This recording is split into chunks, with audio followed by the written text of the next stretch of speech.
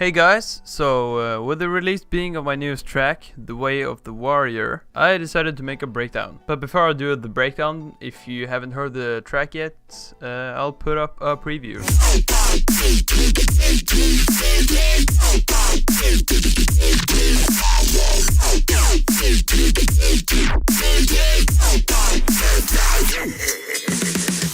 So I'll just go through everything in the song. I'll just start with the drums. So let's just start with the beginning of the track. This is what I call the big drums. They sound like this.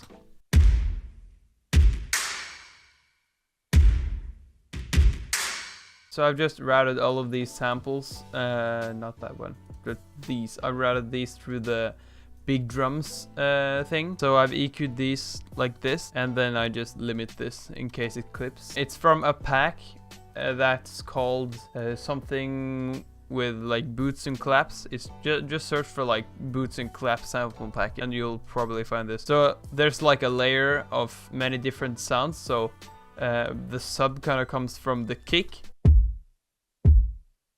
and then the actual tail and stuff comes from, it's like from boot stomps and yeah, just stuff like that layered.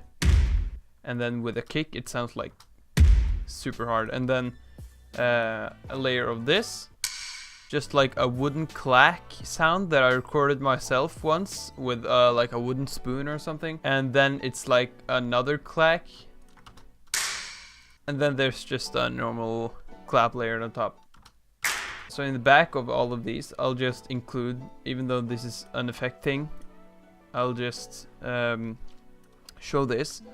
It's like a small loop that sounds pretty cool with these drums. And then I just edited it a little bit in the end, and yeah, it sounds like that. So we'll go over to the drums in the actual drop. So there's just a kick and a snare. Yeah, the kick is just the kick from Warriors of the Night, because this track was in the end inspired by Warriors of the Night. So I sampled that by doing a method of EQing and stuff. You can find a video on how to do that on Soundkiller's channel actually. Search for like Soundkiller tutorials and you'll find how he learned from VR's masterclass on how to EQ kicks. The snare is just a classical VR snare from like, I don't know, a while ago.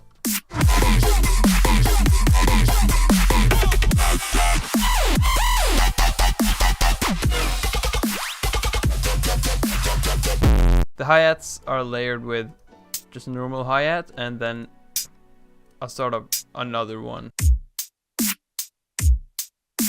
So that concludes pretty much all of the drums, because this is repeated over here, and these are like the main drums throughout the whole thing.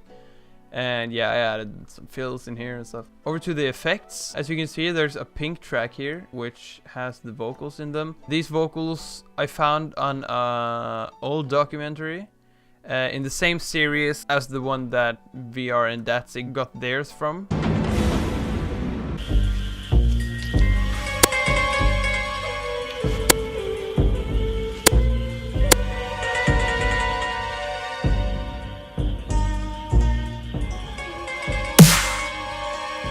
It seems the roof has sprung a leak. NANI?! What the fuck you bro?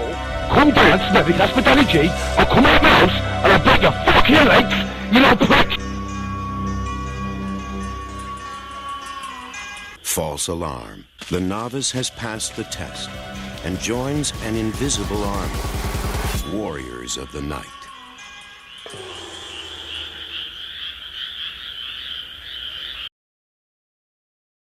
So you can kind of hear some music in the background and stuff of his voice. A samurai placed himself in the care of a lord. So as you can see, I've done some complex EQing with mid and side EQing in order to EQ out the background noise as best as I could. I'll just go right to the build-up, I guess. So in the background of the intro, you can hear this faint pad in the background, or like atmosphere, which is the most overused atmosphere from the Leviathan pack. And then in the build-up, I just used the same pad, but I just pitched it slowly upwards with a plugin called Pitch Wheel, and you can see it's pitching up. And you can kind of hear some crackling in the background, but you can't really hear that with sidechaining and all the other stuff. I also put another pad here and pushed that up as well. There's some other risers here, like some white noise, and there's a clap impact, but just reversed, as you can see. And then there's the reverse me from the old Virtual Riot pack, I think. The special thing about this is that it actually has a Minecraft sample in it. So if you ever played Minecraft, which I did not too long ago, I went into like another portal and there was this sick uplifter. And if you're a producer and like you play games or you go around on the street, you kind of hear stuff that you think like, holy shit, that would make a good sample in a track or something. So this was one of them. So yeah, on the synth group, there's just a compression rack along with all the other groups, like compression rack. So for the intro, there's a brass and there's a flute. So this is the brass. And then it's stacked 1 octave up. And then there's just a normal, and then stacked again, and then stacked another time. So if you're interested in that library, you can search for Symphony Series Brass Ensemble, and then you'll find that. And on the flute, I just did that, obviously, and that's just a flute sound from the Contact Factory library. And other than that, I did some stuff like this. And there used to be a piano here, but I replaced it because I got the idea to use these Japanese style things. I don't even gonna dare to pronounce that, but I'm not too sure where it's from actually. Yeah, I'm not too sure where this is from, so sorry about that. I guess you could just search up the instrument name and find another library.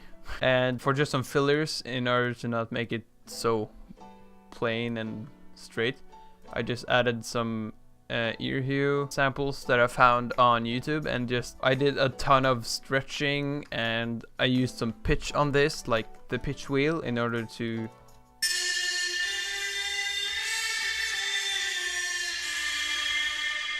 I added a ton of reverb, and then I EQ'd it like this because this is pretty sharp, at least from the video that I found. And the last thing I'll go through is the build-up sound for the third drop, which sounds like this.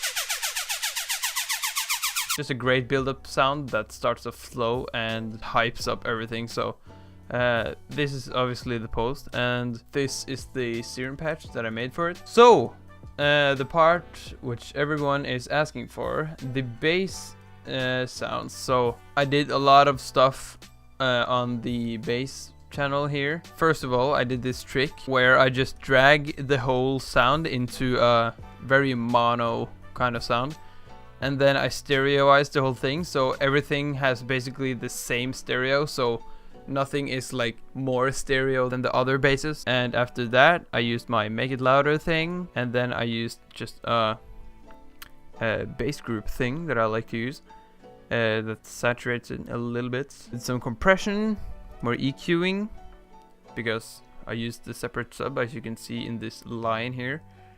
And then I just did some more EQ. There were some annoying frequencies right here because there was so much OTT in the drop. And then I just put a limiter here. I'll just go through one of the basses because the rest is basically based on the one bass. Because last summer I was on my way back home from vacation, and then I had my laptop with me, and I just made some bass sounds, and I made this super cool bass that kind of reminded me of Virtual Riot. And then I posted this thing on SoundCloud just called New Bass SCA. Check this out.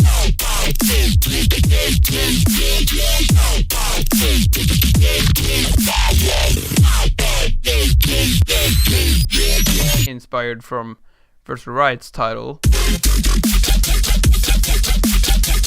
That's why the project is called, just new bass here. So I just took that bass and then I made the rest of these. So yeah, I'll just show you the first one. So if I just group all of these and disable them, also I'll just turn this band off because I want to show you how it sounds like with like sub. Yeah, this is like the bass patch.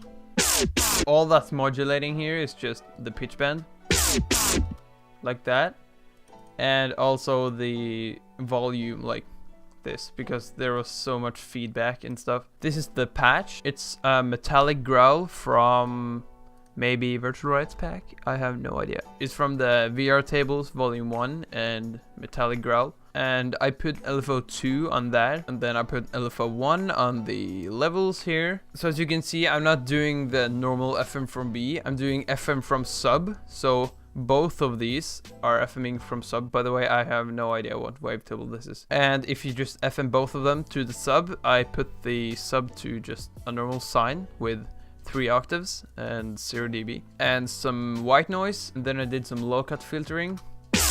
So that's kind of the wow sound you got going there. And then I did some distortion on this, some hyper, and then I did the Combs HL6 minus filter. I remember when I made this bass, I was quite into using this filter a lot. But listening back to it, it doesn't really do much. Then I put a phaser on this and I did some EQing. As you can see, I also cut the high end here and then I compressed it some. And if you're wondering, the LFO 3 is basically just doing the master tune. So first off, in the effects, I used the Fat Rack demo, which was before I even made the first Fat Rack. And this has little radiator, dimension expander, and just sawtooth flattener. That's basically it. And then the next is just a flanger, and then there's an EQ that cuts even more high end. And then I added an OTT after I cut the low end, because the OTT will basically create its own, and then it sounds like crisp and good. And then you can also hear that it's hella fat. I added some saturation to distort the low end and stuff a little bit. And then I added some EQing, removing some of this mud. Then I added some chorus to make it have like this unison sound. And then I added something that I made called growl highs. These are the lows, which is an EQ. And then the highs, which has corpus and overdrive on the highs especially. And then it cuts out everything else than the highs basically. So this just, yeah, it pretty much boosts the high end. After that I added more corpus to make it a little bit metallic. And then I added a bass rack XDDD from Ignition that I actually got a very long time ago. Like that's basically almost a year ago now. So it's just multi-band dynamics and OTT and compressor, some EQing, saturator, gate, limiter, and then EQ to remove the bass of this, and then a gate like that just to remove some unwanted tails. And then I can enable this again. And yeah, now you basically know the sound design of the whole track, because all of these basses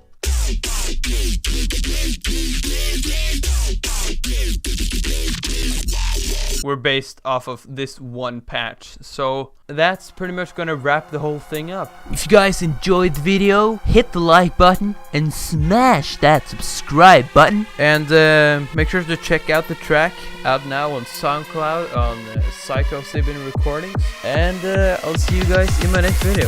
Get out some more!